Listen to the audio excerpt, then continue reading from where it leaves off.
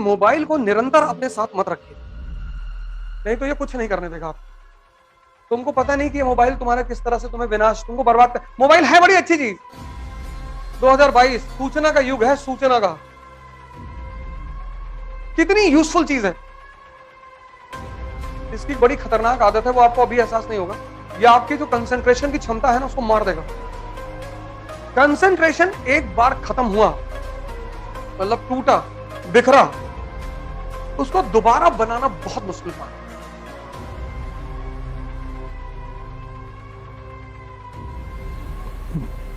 जय हिंद फ्रेंड्स।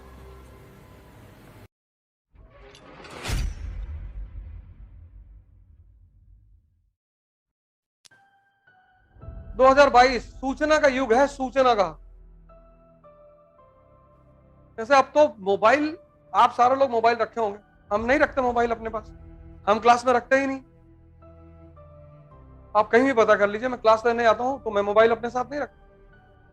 मैं मंदिर के अंदर जा रहा हूं, मैं मोबाइल लेके नहीं जाऊंगा। हाँ, मैं मूवी देखने जा रहा हूं तो मोबाइल लेके बैठूंगा मैं। तुमको पता नहीं कि ये मोबाइल तुम्हारा किस तरह से तुम्हें विनाश, तुमको बर्बाद कर। मोबाइल है बड़ी अच्छी चीज। अब जैसे मुझे इकोनॉमिक सर्वे पढ़ने की जरूरत नहीं होती, देश के बड़े बड़े इकोनॉमी के टीचर हैं, सबका लेक्चर अपलोड हो जाता है यूट्यूब पे। इकोनॉमिक सर्वे आया, 10-12 टीचरों ने समझाया, उसको सुन लीजिए। कितनी यूजफुल चीज है। लेकिन मोबाइल को निरंतर अपने साथ मत रखिए, नहीं तो ये कुछ नहीं करने देगा आपको। इसकी बड़ी खतरनाक आदत है, वो आपको अभी एहसास नहीं होगा। ये आपकी जो कंसंट्रेशन की क्षमता है ना, उसको मार देगा। फिर कुछ भी करोगे, कुछ भी करोगे, कंसंट्रेशन एक बार खत्म हुआ, मतलब टूटा, बिखरा, उसको दोबारा बनाना बहुत मुश्किल काम। दुनिया में अगर मन की स्थिरता को चेक करना है तो आदमी को किताब दे दो।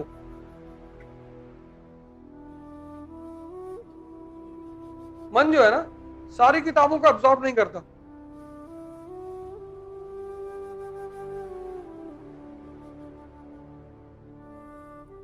किसी के मन की स्थिति चेक करनी है, उसे किताब दे दो। कुछ लोग एक पेज पे सोने लगेंगे, कुछ 2, कुछ 5, कुछ 8, क्योंकि अगर वो समझेगा नहीं तो वो सोने लगेगा। ये उसकी बड़ी खास बात है। इसलिए आज लोगों के लिए किताब पढ़ना बहुत मुश्किल हो गया है।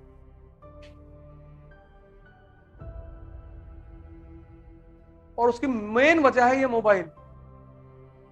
इसने लोगों के कंसंट्रेशन को खत्म कर दिया,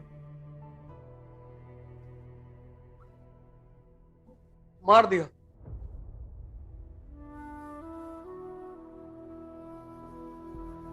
लाइब्रेरी मूवमेंट में क्या होता था?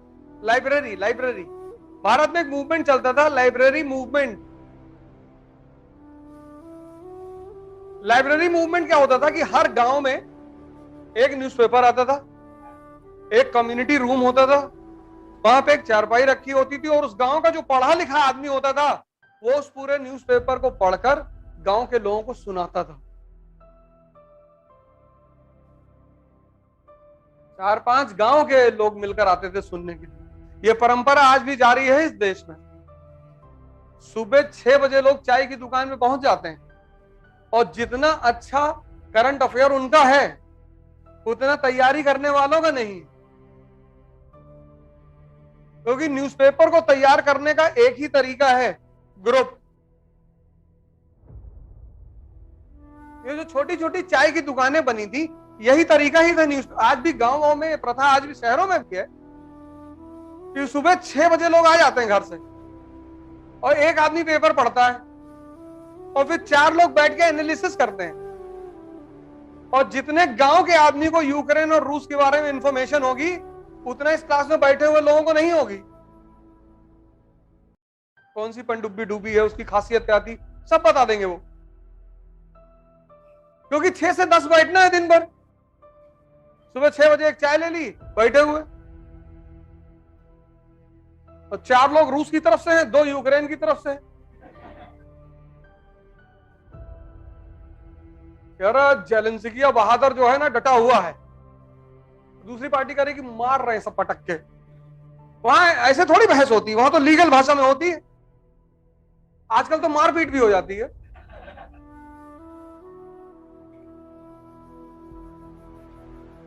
लेकिन एक बार मैं बार बार आपसे कहता हूं कि पढ़ने लिखने से कुछ नहीं होता ही नहीं, कुछ नहीं होता। पढ़ने लिखने से कुछ होता ही नहीं।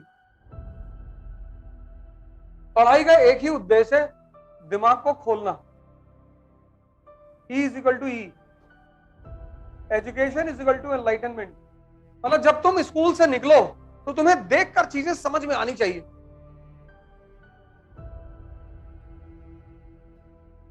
अगर तुमको चीजें देखकर समझ में नहीं आती तो पढ़ने से कोई फायदा ही नहीं। कुछ नहीं होता पढ़ने से, कुछ होता ही नहीं। पढ़ने का एकमात्र उद्देश्य है दिमाग को खोलना। पढ़ना नौकरी के लिए नहीं होता है। इस देश ने एजुकेशन को एम्प्लॉयमेंट बना दिया। पढ़ना मतलब नौकरी।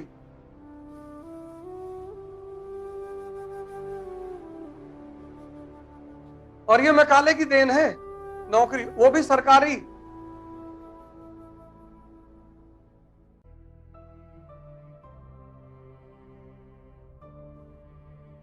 बाईस साल का लड़का यहां डिप्रेशन में, 22 ईयर्स, 19। इसीलिए जानवर की जो योनि है वो निकृष्ट योनि मानी गई है, क्योंकि वहां उत्थान का कोई रास्ता नहीं। जानवर इंद्रियों पर पैदा हुआ, इंद्रियों पर मरेगा। मनुष्य एकमात्र प्राणी है जो इंद्रियों पर पैदा तो हुआ है, लेकिन इंद्रियों से उठकर वो अपनी चेतना तक जा सकता है। मतलब भगवान बनने की क्षमता है उसके अंदर। ये धर्म का उद्देश्य है। जय हिंद।